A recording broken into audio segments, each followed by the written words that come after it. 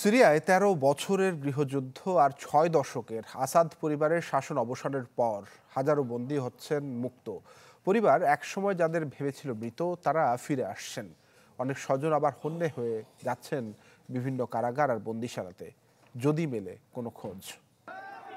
বছর শেষের খুশি নগদে হবে বেশি। নগদ পেমেন্টে নির্দিষ্ট ক্যাটাগরির কেনাকাটায় ৩০০ টাকা পর্যন্ত ক্যাশব্যাক।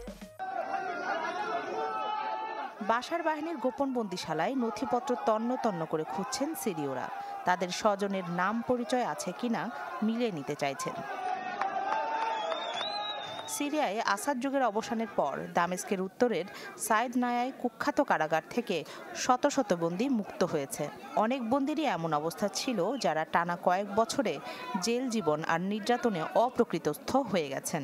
এই জেলখানার সন্ধান মেলার পর অনেকেই এসেছেন তাদের স্বজনের খোঁজে। বিভিন্ন সেল ও গোপন কক্ষে খুঁজছেন স্বজনের কোনো চিহ্ন মেলে কিনা। বেশিরভাগকেই হতে হচ্ছে হতাশ। ২০১৪ সালে আমি এখানে এসেছিলাম কারাবন্দী ভাইকে দেখতে। কারা কর্তৃপক্ষ জানিয়েছিল আমার ভাই কারাগারেই মারা গেছেন, কিন্তু এরপরও আমি এই আশায় এসেছি যদি ভাই বেঁচে থাকে তার সাথে যদি দেখা হয়। গোপন কারাগার নিয়ে এই মুহূর্তে সিরিয়ার অনেক গুজবও ভেসে বেড়াচ্ছে। সিরিয়াবাসীর ধারণা বন্দিশালায় এখনো হাজারো ব্যক্তি বন্দী আছে। এই প্রবীণ বাশারের পতনের পর তার ছেলের অপেক্ষায় আছেন। সংঘাতে সিরিয়া ছেড়ে ইরাকে শরণার্থী শিবিরে ঠাঁই হয়েছে তার। ১৩ বছর আগে সিরিয়া সেনাবাহিনীতে কাজ করা তার ছেলেকে তুলে নেয় আল কায়েদা। এরপর থেকে বন্দী সিরিয়ার কারাগারে। তিনি জেনেছেন তার ছেলে মুক্ত হয়েছে, কিন্তু এখনো দেখা পাননি।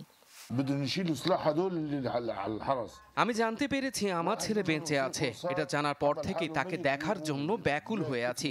ফেসবুক, টিকটক সহ বিভিন্ন সামাজিক যোগাযোগ মাধ্যমে ছেলেকে খোঁজার চেষ্টা করছি। মধ্যপ্রাচ্যে কয়েক প্রজন্মের মধ্যে সবচেয়ে বড় মোড় পরিবর্তনকারী ঘটনায় আসাদ পরিবারের প্রায় ৬ দশকের শাসনের অবসান হয়েছে।